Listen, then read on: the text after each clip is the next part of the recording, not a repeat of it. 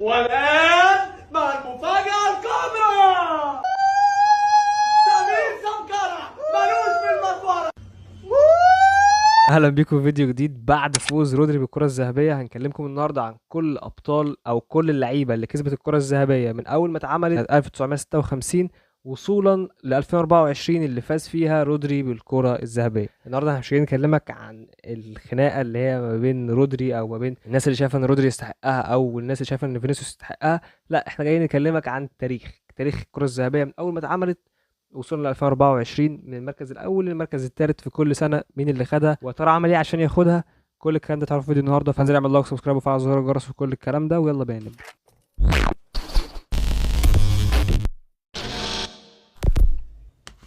البداية كانت من سنة 1956، السنة اللي اتعملت فيها الجايزة دي، وأول واحد فاز بالكرة الذهبية كان السير ستانلي ماتيوس. وما تسألنيش ايه السبب اللي خلاه يفوز بالجايزة، لأن ولا نعرف ولا أبويا يعرف ولا حتى جدي يعرف، لأن جدي ما كانش متابع كورة. احنا بنتكلم عن سنة 1956 بس. فعلا دي كانت جايزة غريبة جدا، لأن من غير ما أشوف حتى هو عمل ايه أنا بشكك في الجايزة دي، لأن هو سنه وقتها كان 41 سنة. هو مواليد 1915، الجايزة دي كانت 1956، فهو كان عنده 41 سنة، بيلعب مع بلاك بول وكان وصيف دوري إنجليزي. في نفس السنة دي كان ريال مدريد بطل دوري الابطال، والفريدو دي ستيفانو خد وصيف في الجائزه بعديه. فما اعرفش الصراحه ايه الحاجه اللي هو عملها خلته يفوز بالجائزه. هل كسبوه الجائزه شرفيا يعني، ولا احتراما لتاريخه الكبير؟ ما اعرفش، او ممكن يكون هو فعلا كان عامل اداء فردي خرافي السنه دي. بس ما علينا. المركز الثالث كان ريموند كوبا، اللاعب الفرنسي اللي برضه كان بيلعب في ريال مدريد. بس ما تزعلش قوي على دي ستيفانو، لان في السنه اللي بعدها على طول برضه ريال مدريد خد دوري الابطال وفاز هو بالكره الذهبيه الاولى ليه. اللي يستحق انك تزعل عليه فعلا هو ريموند كوبا، اللي خد المركز الثالث برضه في نفس السنه بعد بيل رايت لاعب وولفرهامبتون. وفي 1958 الكره الذهبيه بتنصف ريموند كوبا اللاعب الفرنسي اللي بيلعب في ريال مدريد، لان برضه ريال مدريد خد دوري الابطال وقتها وبيفوز باول كره ذهبيه ليه. والوصيف وراه كان هيلموت ران بطل العالم مع المانيا، واللي سجل 6 اهداف في 6 ماتشات. والثالث كان جاست فونتين لاعب بريمس الفرنسي اللي كان بطل فرنسا وقتها، وكان وصل نهائيين دوري ابطال وخسرهم من ريال مدريد. وفي 1959 خد ستيفانو الكرة الذهبية الثانية ليه، وكان وراه ريموند كوبا. بجد الاثنين دول كانوا بيثبتوهم في الكرة الذهبية ويغيروا في الاسم الثالث. بس المرة دي ريموند كوبا ما كانش مع ريال مدريد، هو كان مع ريمس الفرنسي. وفي المركز الثالث كان الويلزي جون تشارلز اللاعب اللي كان بيلعب مع نادي يوفنتوس. وفي 1960 فاز بالجائزة لويس سواريز لاعب نادي برشلونة. والراجل ده كان فيه إفيه كده عليه لما مات من قريب، ان كله كان بينزل الخبر وبيقول وفاة مهاجم برشلونة الاسباني لويس سواريز. هو متطابق مع سواريز في كل حاجة الا الجنسية، لان هو اسباني. ده غير ان سواريز اللي احنا نعرفه ما خدش الكرة الذهبية. المهم المركز الثاني وراه كان مين؟ كان بوشكاش يا عزيزي، اللاعب اللي هو معمول باسمه جايزة في الفيفا، الاسطورة الخرافية في الزمن بتاعه. ما خدش ولا كرة ذهبية في حياته، وكمان ده كان احسن مركز ليه، ان هو كان وصيف الكرة الذهبية، لكن ما خدش ولا كرة ذهبية في حياته. وفي المركز الثالث كان لاعب الماني اسمه، وراح 1961 وسنة فاز فيها عمر سيفوري، اللاعب اللي كان معاه جنسيتين او كان لاعب لمنتخبين، لاعب لمنتخب الارجنتين ومنتخب ايطاليا، وده ليه قصه طويله ممكن نبقى نحكيها بعدين. المهم ان في المركز الثاني كان برضه لويس سواريز، بس المره دي بعد ما انتقل من برشلونه لانتر ميلان. وفي المركز الثالث كان الانجليزي جوني هينز لاعب نادي فولهام الانجليزي. وفي 1962 فاز بيها ماسو بوست وصيف كاس العالم مع تشيكوسلوفاكيا. ويجي بعده اجمد برتغالي بعد كريستيانو رونالدو بطل اوروبا مع بنفيكا اوزيبيو. وفي المركز الثالث كان كارل هاينز شلينجر اللاعب الالماني. وفي 1963 فاز بيها الحارس الاسطوري لدينامو موسكو والاتحاد السوفيتي ليف ياشين. وجي بعده جيانيني ريفيرا لاعب ميلان اللي فاز بدوري ابطال اوروبا وقتها، وجيمي جرافيس لاعب توتنهام الانجليزي. وفي 1964 دينيس لو اسطوره مانشستر يونايتد، واللي اي حد بيلعب فيفا او حتى بيس هيبقى عارفه. وجه بعد بطل اوروبا الاسباني لويس سواريز اللي زي ما قلنا راح الانتر، ودي كانت تاني مره ياخد فيها المركز الثاني. والثالث كان امانيشيو، وده كان لاعب بيلعب في ريال مدريد. وفي 1965 فاز بيها اوزيبيو اللي كان وصيف دوري ابطال اوروبا مع بنفيكا. اسطوره انتر ميلان طبعا الكابتن الكبير جاشفينتو وجه في المركز الثالث بقى لاول مره لويس سواريز اللي خلاص بقى دايما بيترشح في الكره الذهبيه. وفي 1966 فازت انجلترا بكاس العالم، ففاز بالكره الذهبيه بوبي شارلتون. وجه بعد البرتغالي اوزيبيو. وفي المركز الثالث كان اول ظهور في الثالث في المركز الاول يعني لفرانز بيكنباور اللي هيبدا بعد كده يترشح اكتر من مره للكره الذهبيه. وفي 1967 فاز بيها المجري بس مش بوشكاش، لا فلوريان البرت اللي كان بيلعب في نادي شبيه فينرباخشة. وجه وراه في المركز الثاني بوبي شارلتون. وفي المركز الثالث كان بطل اوروبا جيمي جونستون لاعب سيلتيك الاسكتلندي. وفي 1968 فاز جورج بيست اللاعب الايرلندي مع مانشستر يونايتد بالكرة الذهبية. مانشستر يونايتد وقتها كان بطل اوروبا، وكان هو احسن لاعب في مانشستر يونايتد، وجه وراه تاني احسن لاعب في مانشستر يونايتد بوبي شارلتون. وفي المركز الثالث كان لاعب ريد ستار بلجراد الصربي، واللي وقتها ما كانش اسمها صربيا، كان اسمها يوغوسلافيا. وقتها كانت يوغوسلافيا هي وصيف اليورو ورا ايطاليا على طول بعد ما اتغلبوا من ايطاليا، وده السبب اللي خلاه يترشح يعني يبقى في المركز الثالث. في 1969 جيانيني ريفيرا بيرجع وبياخد الكرة الذهبية بعد ما ميلان بيرجع هو كمان وبياخد دوري ابطال اوروبا 1969. وبيجي بعديه جيجي ريفا لاعب كالياري واللي كان بطل اليورو مع منتخب ايطاليا وقتها. وفي السنه دي بنشوف اول ظهور الاسطوره الالمانيه اللي تقريبا كلنا عارفينها جيرد مولر. في 1970 فعلا جيرد مولر بيفوز بالكره الذهبيه بعد ما خد ثالث العالم مع المانيا الغربيه اللي هي دلوقتي المانيا يعني. وبيجي بعديه بوبي مور لاعب ويست هام الانجليزي. وفي المركز الثالث جيجي ريفا لاعب كالياري ايطاليا اللي كانت وصيف كاس العالم وقتها. وفي 1971 بيفوز يوهان كرويف اسطوره برشلونه واياكس وهولندا بالكره الذهبيه الاولى ليه، واللي كان وقتها بطل اوروبا مع اياكس. وفي المركز الثاني كان ساندرو ماتزولا لاعب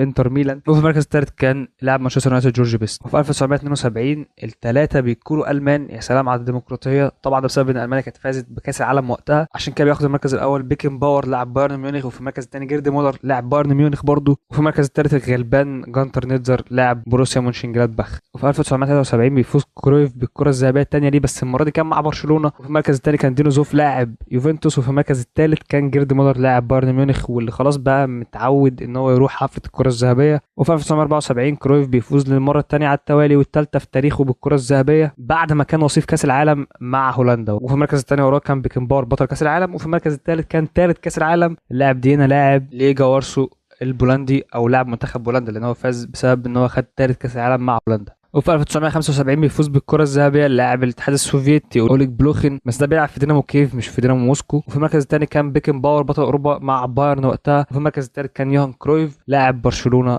الاسباني.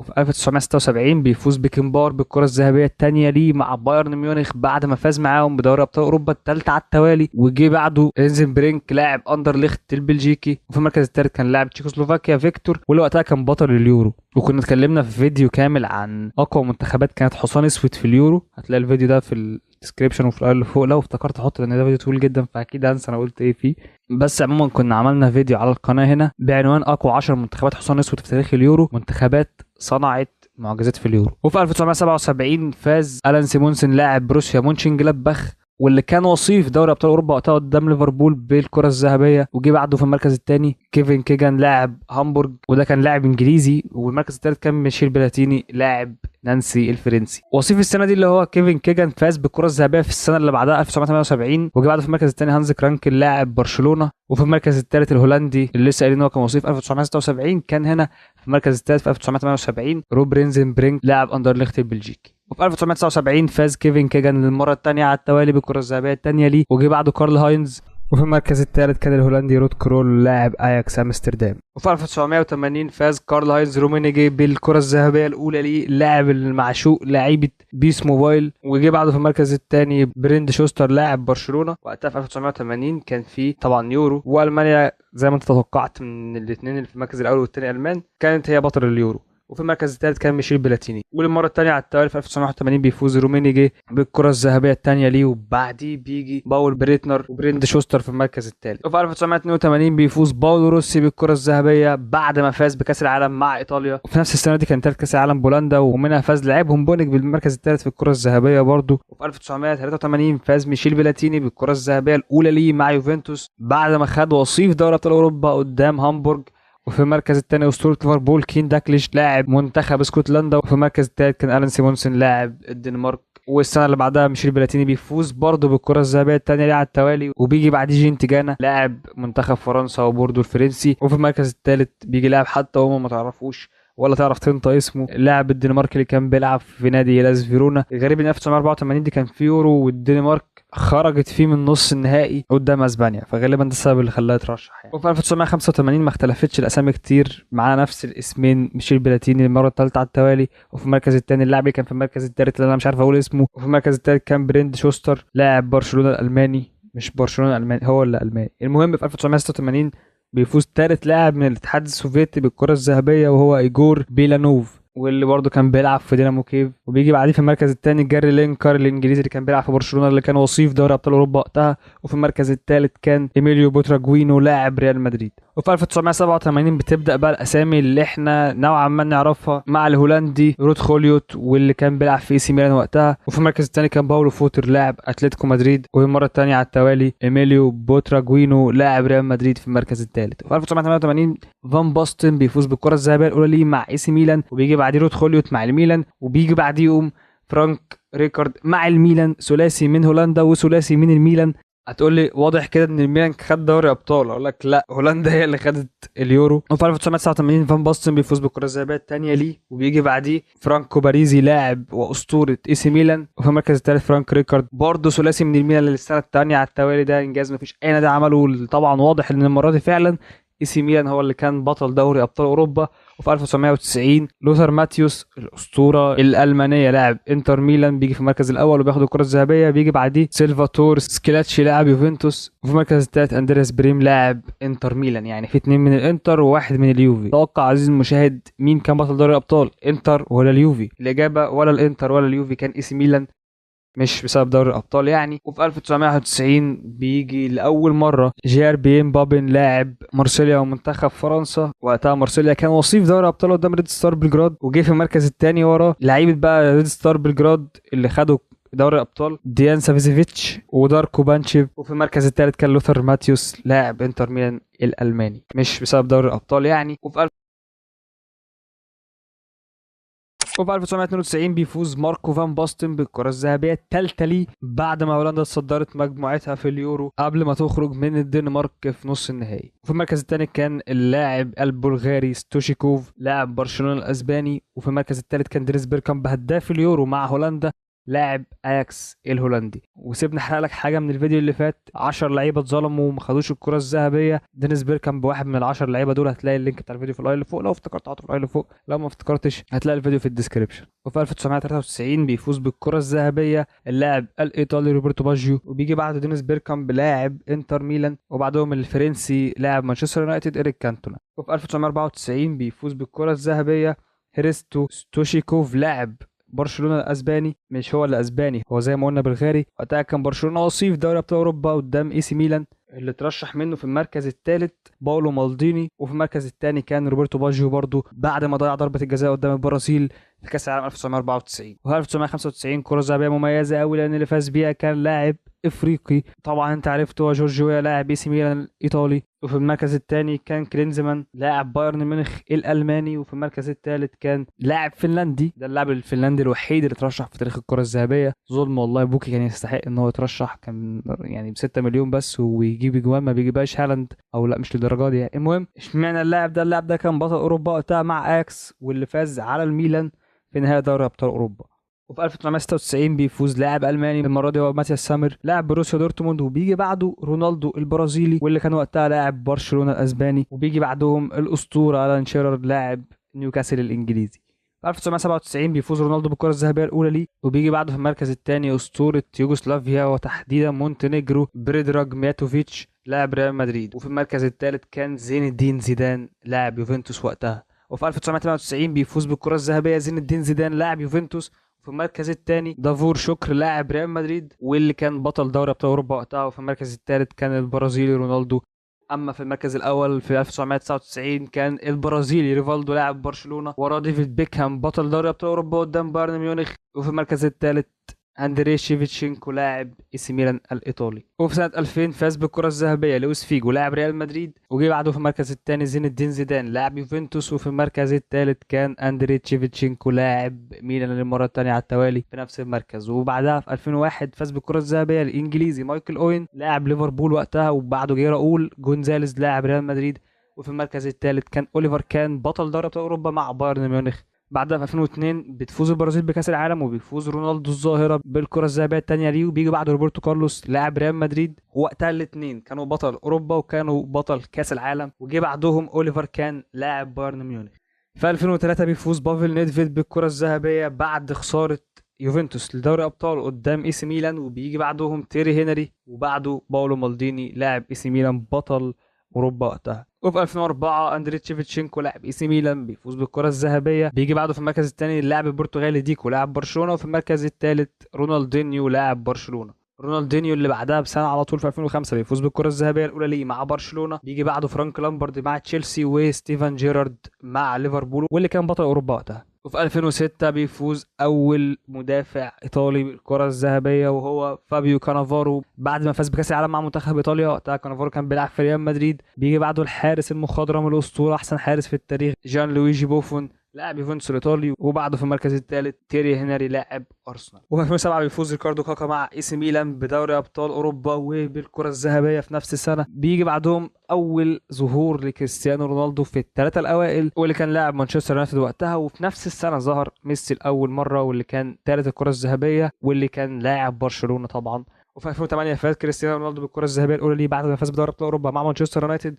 وجه بعده ليونيل ميسي لاعب برشلونه. وبعدهم فرناندو توريس لاعب ليفربول ومنتخب اسبانيا اللي كان فاز باليورو وقتها. وفي 2009 فاز ليونيل ميسي بالكره الذهبيه الاولى ليه بعد ما فازت برشلونه بالسداسيه في 2009. كريستيانو رونالدو جه في المركز الثاني.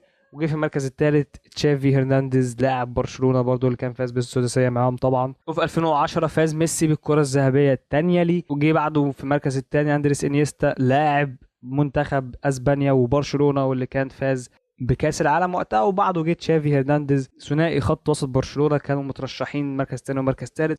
وفي 2011 بيفوز ميسي المره الثالثه على التوالي والثالثه في تاريخه بالكره الذهبيه. بيجي بعده كريستيانو رونالدو. وبيجي بعدهم بطل دوري ابطال اوروبا مع ليونيل ميسي تشافي. وفي 2012 المره الرابعه في تاريخه والمره الرابعه على التوالي ليونيل ميسي بيفوز بالكره الذهبيه مع برشلونه. وبيجي بعده في المركز الثاني كريستيانو رونالدو برضه. وبيجي بعدهم اندريس.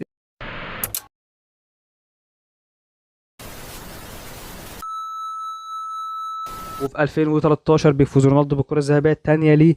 وبيجي بعده في المركز الثاني ليونيل ميسي. وبيجي بعدهم بطل اوروبا مع بايرن ميونخ فرانك ريبيري. وفي 2014 بيفوز كريستيانو رونالدو المره الثانيه على التوالي والثالثه في تاريخه بالكره الذهبيه بعد فوز ريال مدريد بدوري الابطال قدام اتلتيكو مدريد. وفي المركز الثاني وراه كان ليونيل ميسي واللي كان وصيف كاس العالم وقتها. وبعدهم بطل كاس العالم مانويل نوير. وفي 2015 المره الخامسه ليونيل ميسي بيفوز بالكره الذهبيه مع برشلونه بعد ما فاز بدوري ابطال اوروبا وقتها.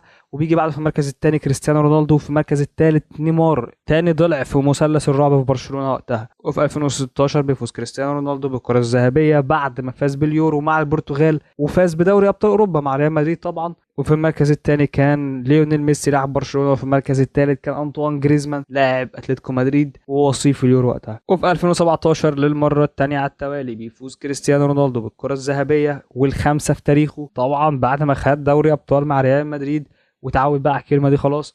ليونيل ميسي في المركز الثاني نيمار في المركز الثالث واللي كان وقتها خلاص لاعب باريس سان جيرمان. بس طبعا هو خدها على ادائه مع برشلونه والريمونتادا اللي قدام باريس والجو ده. 2018 بيفوز لوكا مودريتش لاعب منتخب كرواتيا وصيف كاس العالم وطبعا لاعب ريال مدريد بطل اوروبا. في المركز الثاني كان كريستيانو رونالدو لاعب يوفنتوس واللي برضه كان بطل اوروبا في 2018. وفي المركز الثالث بطل العالم انطوان جريزمان مع منتخب فرنسا ولاعب اتلتيكو مدريد. وفي 2019 فاز ميسي بالكره الذهبيه السادسه ليه. جه بعده في المركز الثاني فيرجيل فان دايك بطل اوروبا مع ليفربول. وفي المركز الثالث كان كريستيانو رونالدو لاعب يوفنتوس.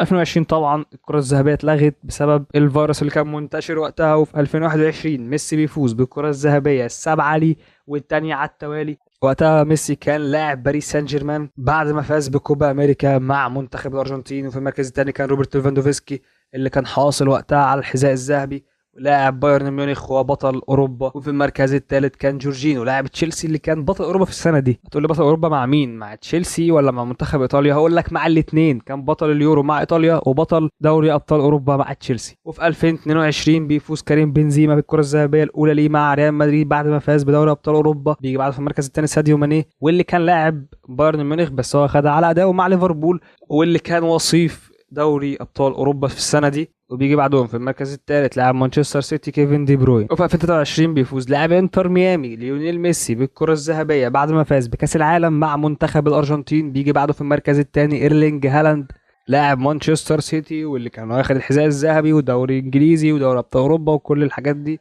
وفي المركز الثالث كان كيليان امبابي.